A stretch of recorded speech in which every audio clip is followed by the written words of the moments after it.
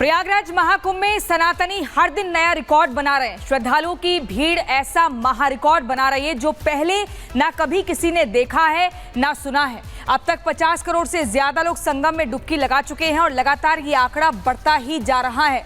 ऐसे में व्यवस्था भी बेहतर की गई है ताकि किसी को भी कोई समस्या का सामना ना करना पड़े, चाहे सेलिब्रिटी हो। सब महाकुंभ में आस्था की डुबकी लगा रहे हैं, लेकिन राजनीति के लिए, वोट बैंक तुष्टीकरण के लिए कुछ नेता लगातार महाकुंभ पर सवाल उठा रहे हैं। समाजवादी पार्टी के मुखिया अखिलेश यादव खुद कुंभ में डुबकी लगा चुके हैं, लेकिन तुष्टीकरण की सियासत के लिए अपने सांसद अफजाल अंसारी के विवादित बयान के बचाव में बेतुका तर्क भी दे रहे हैं। अखिलेश के बयान से साधु संतों में आक्रोश है। पहले आपको एक रिपोर्ट दिखाएंगे, फिर प्रयागराज के साधु संतों का बयान भी सुनवाएंगे कि आखिर साधु संतों ने कैसे नाराजगी दिखाई है और आईना दिखाने का काम किया अखिलेश यादव को। लेकिन अखिलेश यादव जो खुद डुबकी लगाकर आते हैं, उसके बाद उस आस्था के महापर्व को लेकर ऐसे बयान देते हैं जो लोगों की कहीं ना कहीं भावनाओं को ठेस पहुंचाने का काम करता है। इसको लेकर भी आपको पहले एक रिपोर्ट दिखाते हैं।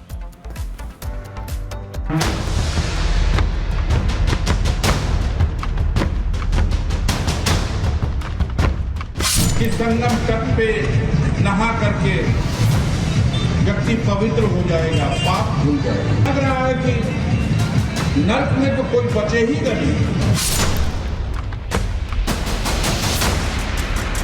12 फरवरी को संत रविदास जयंती के मौके पर समाजवादी पार्टी के सांसद और माफिया मुख्तार अंसारी के बड़े भाई अफजाल अंसारी मीडिया के सामने आते हैं और बयान देते हैं कि महाकुंभ की भीड़ को देखकर लगता है कि नर्क में कोई नहीं बचेगा और स्वर्ग हाउसफुल हो जाएगा।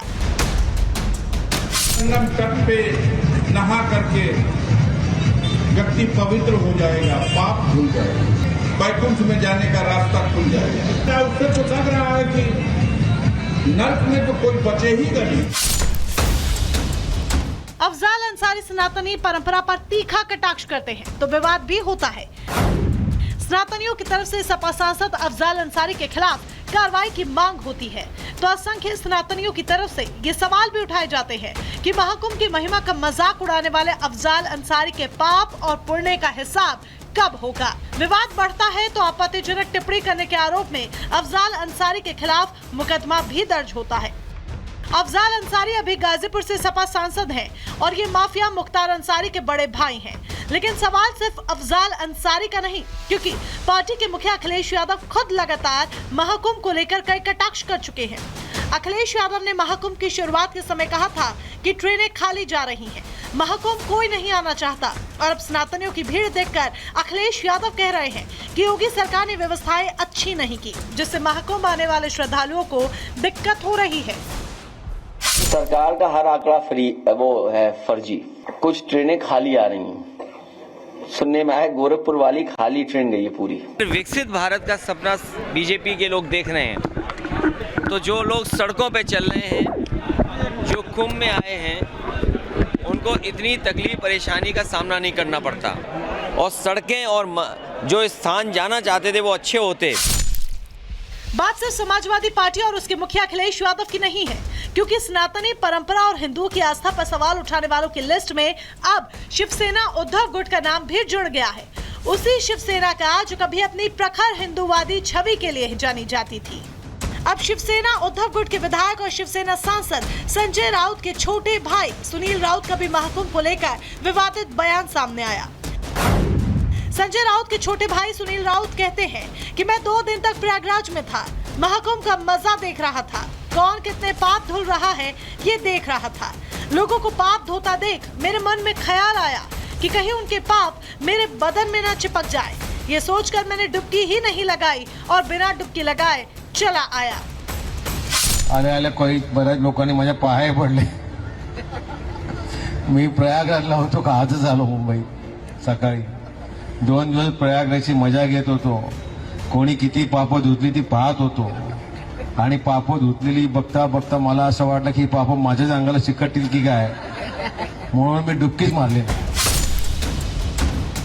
जिस तरह संजय राउत के भाई सुनील राउत ने सनातनी परंपरा का मजाक बनाया, उस पर बीजेपी की तरफ से भी जवाब आया है और बीजेपी नेता राम कदम ने सुनील राउत को सनातनी विरोधी बताया। हिंदुओं की आलोचना हिंदू धर्म की आलोचना, ये आपका और श्रीमान उद्धव ठाकरे जी का प्रातः सांझ ये रोज का नित्य कर्म बना हुआ है।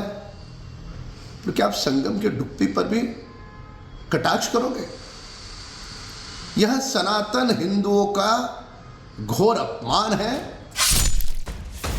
ये बात सही है कि देश में लोकतंत्र है, सभी को संविधान ने ये अधिकार दिए हैं कि वो अपनी बात खुलकर रख सकता है। लेकिन जिस तरह से सपा और अब शिवसेना उद्धव गुट की तरफ से महाकुंभ को लेकर सवाल उठाए जा रहे हैं, उससे कई सवाल और खड़े हो रहे हैं।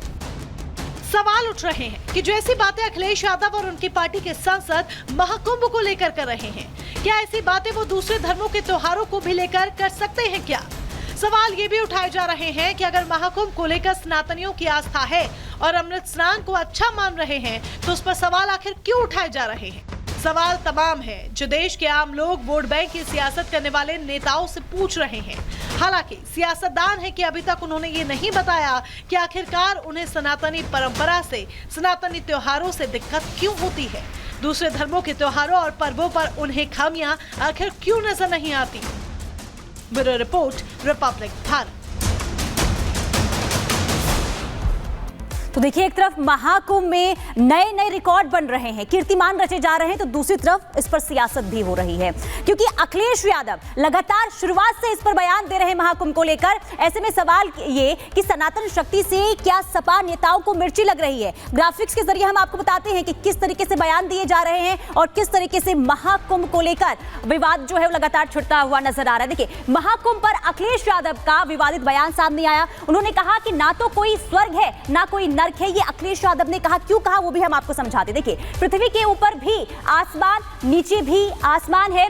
अखिलेश ने अफजाल अंसारी के बयान पर ये जो है रिएक्ट किया था। इसके बाद उन्होंने इस तरीके का विवादित बयान दिया था।